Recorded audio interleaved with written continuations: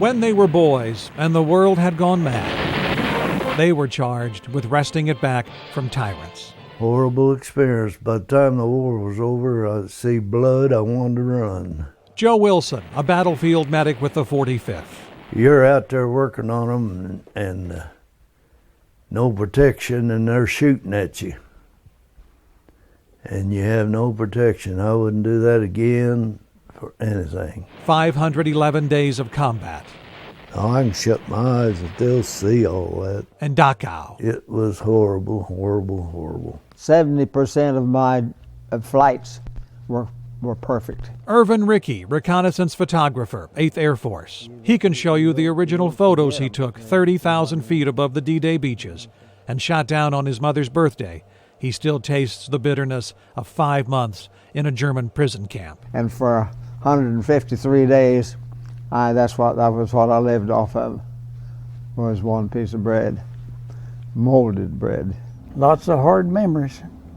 Ola Grider, Army Engineers. Boarded landing craft in England, went to Utah Beach. Behind the gears of a steel-plated bulldozer, told to break through the French hedgerows, facing down German machine guns and mortars. And that makes you grow up pretty fast. He can still see those boys who were killed on that bridge and hear the cries of his truck driver and best friend Woody, who stepped on a mine. Laying there in that snow and looking around, he said, first thing he said was, I'll never be able to drive a truck anymore. My sergeant was, you might say, killed right in front of me. And when Earl Foster pulls that photo off the wall and the boys stare back across the ages, boys filled with uncertainty and bravado and fear.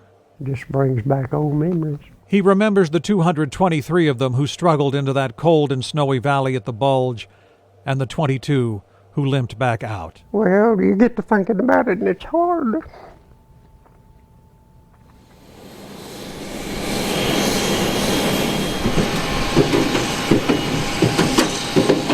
The boys who stormed ashore on Anzio and Omaha and Iwo Jima need help these days. Sitting down? And they get it this morning from the young men who wear the uniform now. Before sunrise, they've gathered for this last mission, 99 of them, World War II veterans from across the state.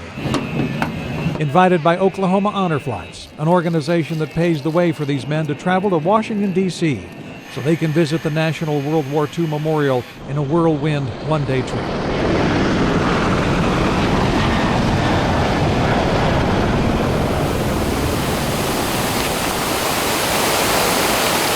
When the memorial opened in 2004, there was a chorus of criticism. The National Mall was the wrong place, the architecture vainglorious and trite, the 56 granite pillars representing the states and territories of 1945 irrelevant to the war effort.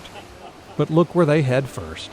Everyone wants a photo beneath the Oklahoma pillar. And then amidst the crush of tourists and the roar of passing jetliners and helicopters and spewing fountains, they go looking for the boys they once were and the friends who never came home. My buddies that I lost from school, I feel them. I'm looking at it for them. Watch them as they make their rounds, finding the battles they survived, carved in granite, each of them living still in their own personal hell. And I could even smell the stench. Secrets never spoken and nightmares from which they can never awaken. And there were times that I did things that I didn't want to be doing. I have killed when I didn't want to be killing. Earl Foster came to find that buck sergeant who died in front of him. I can see him sitting there under that tree. Joe Wilson, all those boys he was helpless to save, dying in the mud, crying for their mothers. Kind of gets to you. Just brings back lots of memories. And for Irvin Rickey, it's those friends who died the day before his plane was shot from the sky, trying to carry out the same mission. I thought about them so much. After all the brutality they saw, all they managed to survive, they couldn't imagine there'd ever be another war. Surely theirs would be the last. Then come along and find out we was all wrong. So for anyone who still cares, while they're still here to remind us, look in homes across Oklahoma, far from their grand Washington Memorial.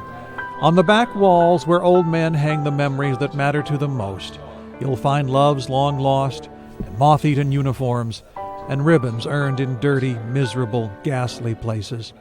dusty corners where their war has never ended.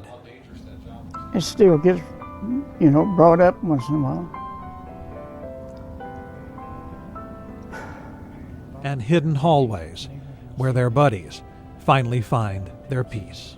Pray that it's all over for them and they're in good hands.